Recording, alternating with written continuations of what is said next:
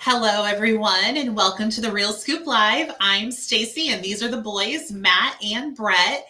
And today we're going to talk to you about extreme cleanups. But before I turn it over to the guys, I want to let you know that we will be back in July with our next season of, or June rather, June, not July, with our next season of the Real Scoop Live. We're going to kick it off with an episode dedicated to dads with bad dad jokes. And if anybody can do bad dad jokes, it's these guys.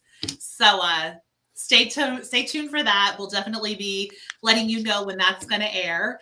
And in the meantime, you can catch all of our episodes on YouTube. We've got them all nice and neatly organized and archived for you under the Real Scoop Live playlist. And if you are into podcasts, you can check us out on Spotify as well.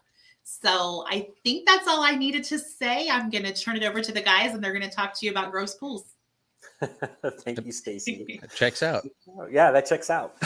So we were having a pre-live discussion about what extreme cleanups should entail, and we decided that instead of tackling all of the extreme cleanups at one time, that we're going to break them up into organic extreme cleanups and then inorganic extreme cleanups the next time. So it should be next Friday that we talk about extreme cleanups that would include heavily stained, purple water, heavily scaled issues. All that stuff is what we're going to talk about next week. This week, we're going to talk about swamps, and we're going to talk about organic goo. Organic goo. We're actually kind of talking about naming one poo and the other one do, so we could say, hey, extreme cleanups, poo or do. But we just decided on organic and inorganic, so it's much cleaner, so to speak. Anyway, hoping. So we're going to talk about swamps and then the dreaded white water mold. Boo, boo, boo, boo, boo. So originally, this is not what we're going to talk about with the white water mold, but this year in the spring opening season of 2022, it turns out there are a lot of outbreaks of white water mold. So we will talk about that. But let's talk about the basic stuff first. So, Brett, you want to show some of those crazy pictures of the swamps that we've collected over the years?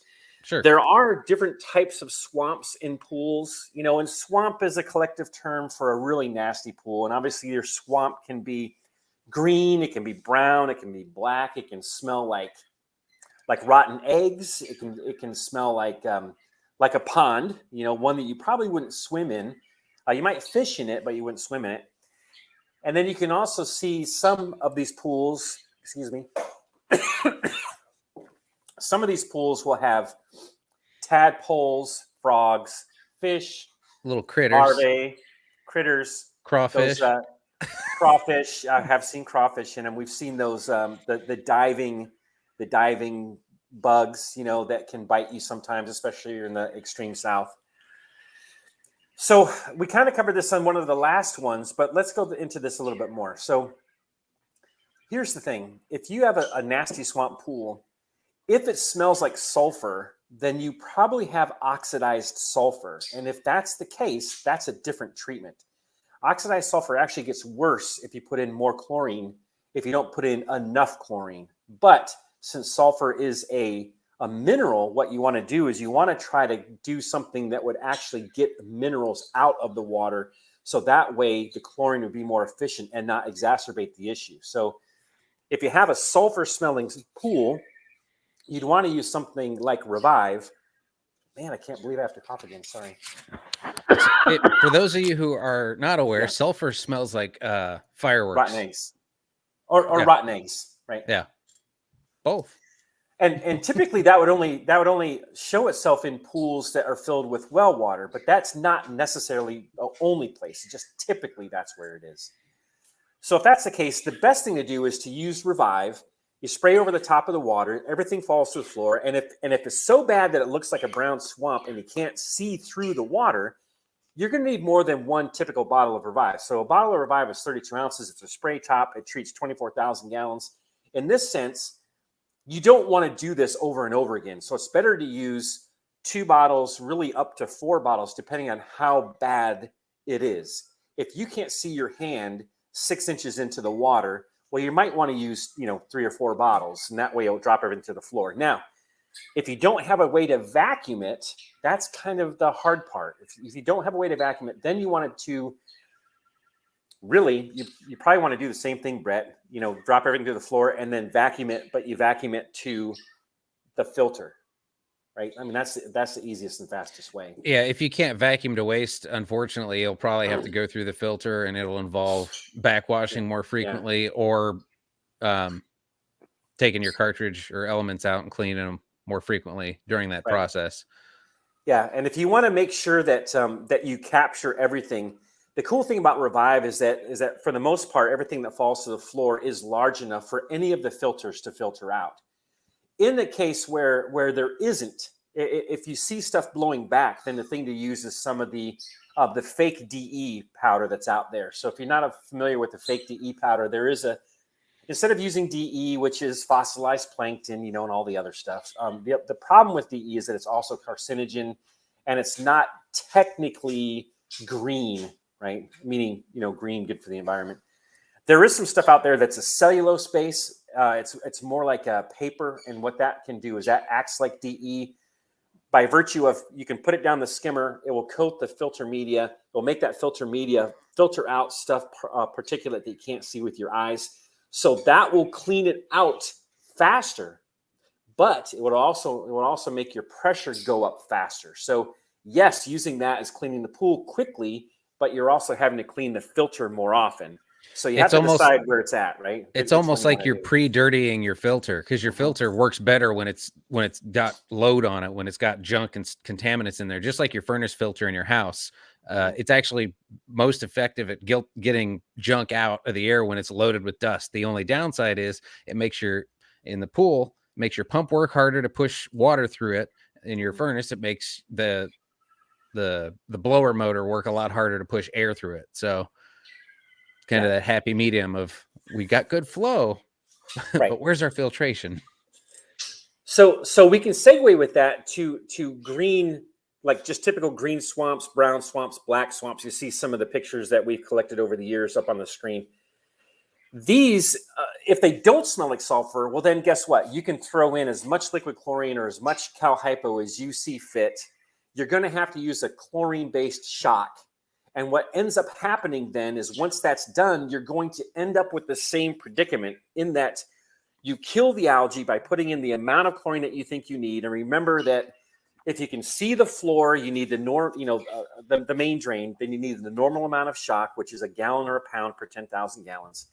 If you can see the bottom step but not the main drain, you need to double it. If you can see the top step, then you need to quadruple it. So essentially, if you have a pool like the one in the middle, if you just put the normal amount of shock in, it's not going to do what you need.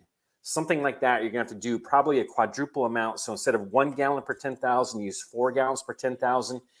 The best case scenario is that you put it all in at the same time, and you put it all in when the sun is off the pool. So that way there's no UV rays burning the shock off. It's actually burning itself off by killing all the algae. And once that's done, go ahead. If you've added your chlorine dose to try and break this stuff up or start to kill it, and after 15-20 minutes you don't notice a color change of the green going to sort of a milky teal opaque blue color, you probably haven't added enough. There's just that much extra load in there. So usually I used to use it as a rule of thumb. If the color didn't change after I added chlorine, I probably didn't add enough, and I don't want to make it harder for myself. So rather than having to come back and do it again later, I'd usually add a little bit more until I got a color change, just knowing that I'm actually doing something to break up the algae that's in there. And I think that's a good reminder that if you are looking at a pool, like say the middle one or even the one on the left, you don't know how much debris is at the bottom of the pool.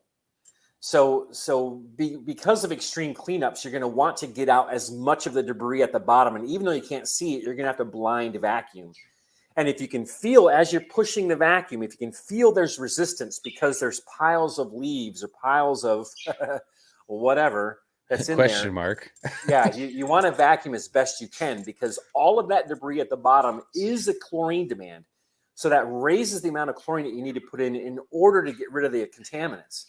And also, if there's a boatload of organics sitting in one spot, it raises the potential for organic staining on surfaces like plaster, vinyl, even like fiberglass steps and things like that. Yeah.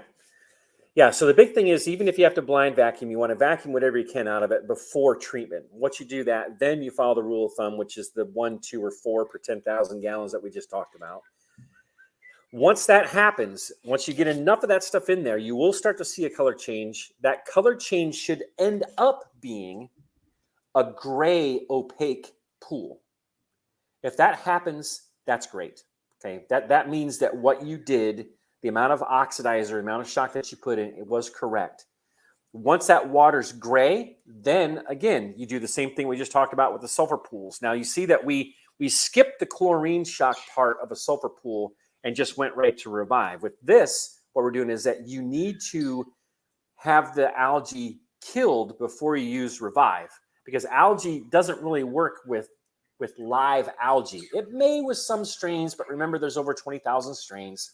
So you can't guarantee which one the revive is going to drop or not drop. So the best thing to do is to kill all the algae first. Once that's killed, turn the pump off, spray revive over the top of the water, let it sit for 24, 36, 48 hours, depending on how cold the water is, because it does work a little bit slower in colder water. What that will do is that will take that gray opaque cloud and drop it to the floor into that sand. So you'll literally come out the next day and go, damn, the pool looks awesome. And then all you have to do is, sorry, I should say you have to say it just like that too. Yeah, yeah. Well, I mean, you come out with your coffee going, hey, well, let me see how this worked out. Or your spouse does, thinking that, you know what you're talking about. You want them to go, dang. Right? Yeah. Either the neighbors are going to know you did something. Yes. And it doesn't matter if it's an NG or an MN. You want that reaction, right? That way you're justified in what you did. And everyone says, oh, man, he's got it or she's got it, right? That's what you want. So once that happens, essentially, you get everything set up to do the vacuum to waste. If you can, just like we talked about, you vacuum everything to waste. That's awesome. If you can't vacuum to waste, then you vacuum right to the filter. Watch the pressure. So, vacuum one half of the pool, go check the pressure, make sure it's good to go. If it's not, clean the filter. If it is, then keep on going. Just vac that thing out. Once you're done, balance everything. Re-add a little bit of chlorine to get your chlorine reading, or better yet, balance it, throw in your easy pool with a little bit of chlorine in the skimmer, just a tiny bit, and then you're good to go. And that's your extreme clean. Right? That's the traditional. Seems like it should be so easy. Yeah, I'm sitting here in this, the studio in Central Texas, and I got all the answers, right? But I'm telling you that over the course of 25 years, which I hate to say, I started dealing with pools when I was about 6. So about 25 years now, that's the way that we have seen it work and have done it ourselves in hundreds, if not thousands of pools. So in a nutshell, that's the best way to do it. Now, if you have an issue with the nasty or the dreaded white water mold, which not everyone might know what that is, because there are little pockets here and there, mostly through the center of the country and then north. So north of the Mason-Dixon line, so to speak, which, it's kind of a gray area. But if you look at the picture on the left, the first time I saw that, I thought, hey, man, that looks like the end of an elephant trunk, right? But it's not. That is literally a pump basket, right? Is that a pump basket or a skimmer basket? Looks like a pump basket. It does, except there's fabric on it. Yeah, pump basket. Okay. So that's what I thought. And I thought that'd be kind of funny to say, hey, whoever's watching this, put a comment to say, what does that look like to you? And it can be a walnut, or it can be a trunk, the end of an elephant trunk. But no, that's a bad time. It could be a skimmer basket with a skimmer sock on it. That's kind of what I was It kind of looks like an old D series metal pump basket, to tell you the truth. But that's not the point. And where do we get these pictures from, Stacey? This came from Ron in the St. Louis, Missouri area. So I know that we spoke with him earlier, and he gave us permission to kind of share his funky looking little whitewater mold picture. So hopefully he'll hop on and tell us exactly what that is in the comments. All right. So if you're watching, what kind of basket? What kind of basket it is? Yeah, help us out. Okay, so we actually started talking about this because, and we're at the 15-minute mark, and we said let's try to get this done by 15 minutes. But we talk a lot. Here we are. So we have had white water mold calls from almost every state in the Midwest so far. So if you're in the Midwest and you're looking at this stuff and it looks like white tissue paper or unflushed gummy toilet paper, boogers.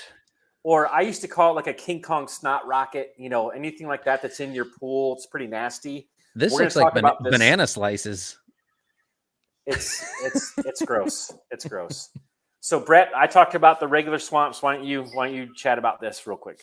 So whitewater mold is actually an interesting one because it's a bacteria that actually gets in the water, and so it creates a lot of organic buildup on surfaces. You'll tend to see it build up in this is kind of interesting because it's in areas of high movement or high velocity water. But the thing is, there's a lot of surface area for it to grab a hold of on the baskets.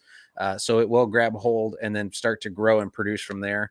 A lot of times you'll see it build up in the suction lines between the skimmer and the suction side of the pump. So treating those lines between those 2 points is important. And unfortunately, once it gets in your filter system, a lot of times most times you end up having to chemically treat your filter media. So if it's a cartridge filter, you got to take it out and use a chemical filter cleaner. If it's sand, same kind of thing. Run the filter media cleaner through the sand bed. DE, same kind of thing with the cartridges.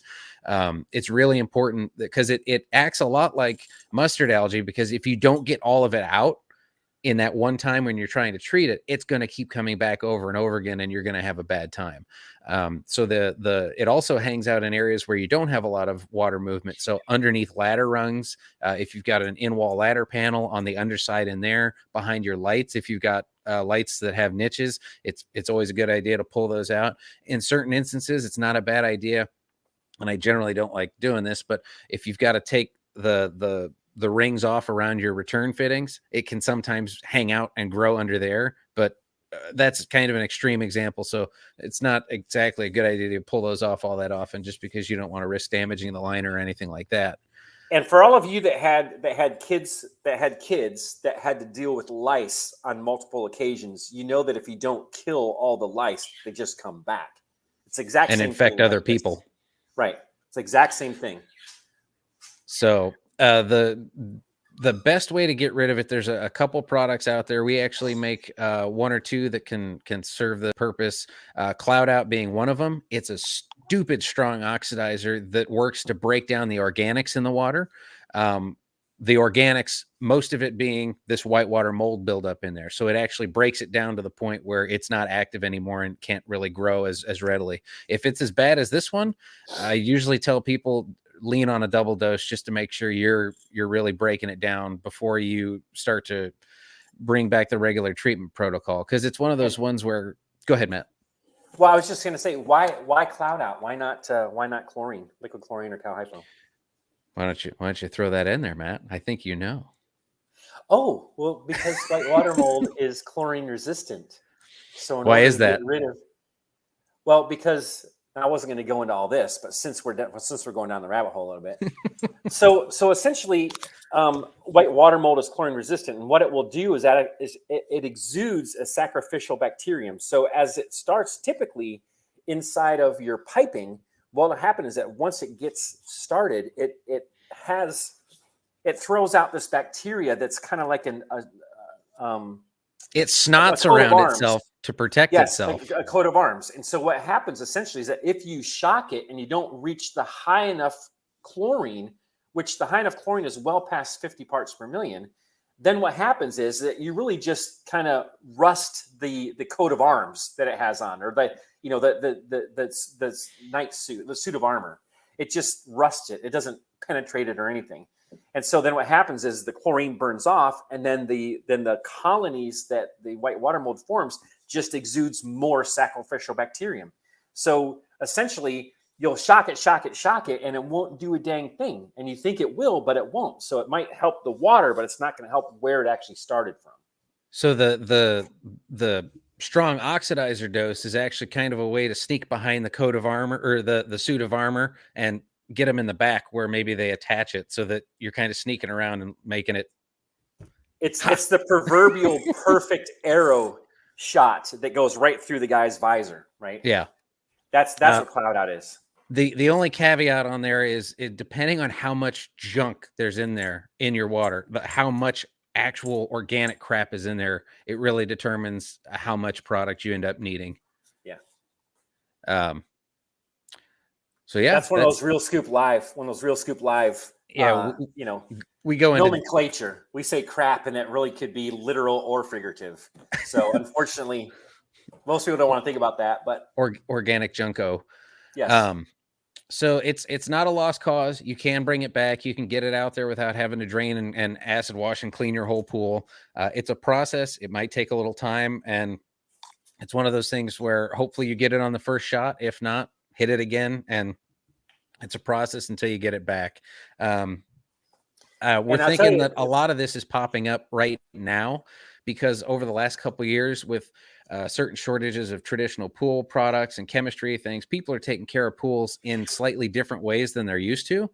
And so it may not have the level of protection that it normally does because people are trying things or going out of their comfort zone because any port in a storm, they're trying whatever they can to keep their pool running clean. So if it was a mild winter and then on top of it, a kind of warm springtime, it's kind of a perfect storm situation where it may have closed with the components of whitewater mold in the water at the tail end, and it just kind of hung out. And then once it gets warmer, it has a chance to grow and kind of go all over the place. So we've seen it pop up in a lot of different areas. I also think that that if you think about it, just take that one step further, the closing kits that a lot of people have used for many years were not available in the fall of 21, yep. Right? And so the closing procedures were different as well. So sometimes you're using stuff that you might have or that you can get your hands on that's not the same as it was before. So typically we see that the pools that were closed with Easy Pool they open up beautiful. They do. And free of all kinds of, they wake up of all this stuff. But for those of you who are using the other types or making up your own closing kits, if you had a warm winter, this sometimes is what you can wake the pool up to, right? So that pretty much finishes out what we wanted to go over today. There's always room for questions, comments, and concerns. If you've got some, throw them in on comments or anything like that, because we obviously are a little fluid on these shows because we weren't specifically going to talk about whitewater mold, but it came out like 4 or 5 times in the last week. So we thought this is relevant right now. So let's talk about it a little bit more. If you've got issues that are going on that you want addressed or talked about, let us know. We're happy to talk about those too. And if there's solutions out there that we're aware of, we're happy to share those because ultimately the goal is to make the pool safer and the water healthier for everyone to swim in. So that's kind of the end goal right there. That's right. All right. So like this video, comment if you can, and share it with your friends or with your close acquaintances. We really appreciate it. Make sure to subscribe to API so that way you can get all the updated videos that we're putting out there. There are a lot. We do some funny ones. We do some commercial style ones and all that. If you have an idea that you'd like us to try, please let us know. We'd be happy to screw around with it. So without further ado, let's say goodbye. Thank you so much for being here on the live, whether it's right now on Friday morning, April 29th, or any other time that you get to watch this. We appreciate you watching for as long as you did. Peace. Bye. Bye. Have a great weekend.